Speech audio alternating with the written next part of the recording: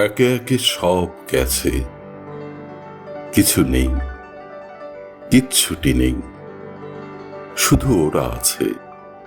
থাক, ভেজা বাড়ি, ঘরদোর, আনাজ কানাজ, ইঁদুর খসানো মাটি, ওরা আছে, ওরা থাক। আমার বোনটি, যে বারান্দায় দাঁড়কাক ডাকলেই বলে ওঠে, ভাই, গুনে গুনে 60টি চাল ফেলে দে তো কাকটার মুখে। চালের গন্ধ পেয়ে দেখিস কাকটি উড়ে যাবে, আমাদের বিপদ আসবে না। আমি সেই অশুভ কাকের মুখে গুনে গুনে 7টি চাল ফেলে দেই। আমি ফের সকল বিপদ থেকে মুক্তি লাভ করি। একবার মাকে মাথার ওপরে হুশ শব্দটি দিয়ে টিয়ে ডাকতে শুনেছি। মা, তুমি আবার সেই টিয়ে ডাকো দেখি।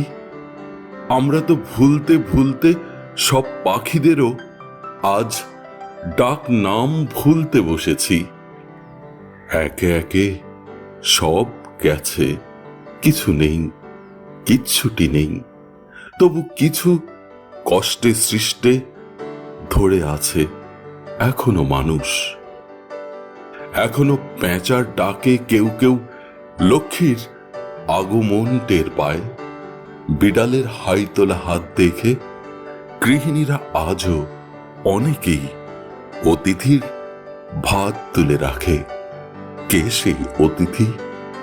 কে সেই বিড়াল হাত আঁচায় অন্ধকারে? কে সেই সুন্দর পেঁচা যার ডাকে লক্ষ্মী চলে আসে? এসব প্রশ্ন থাক, তার চেয়ে এই যেন হয়, ছোট বোন বারান্দায় বারবার কাক ডেকে উঠলেই বলে ওঠে, ভাই, গুনে গুনে 7টি চাল ফেলে দে তো কাকটার মুখে।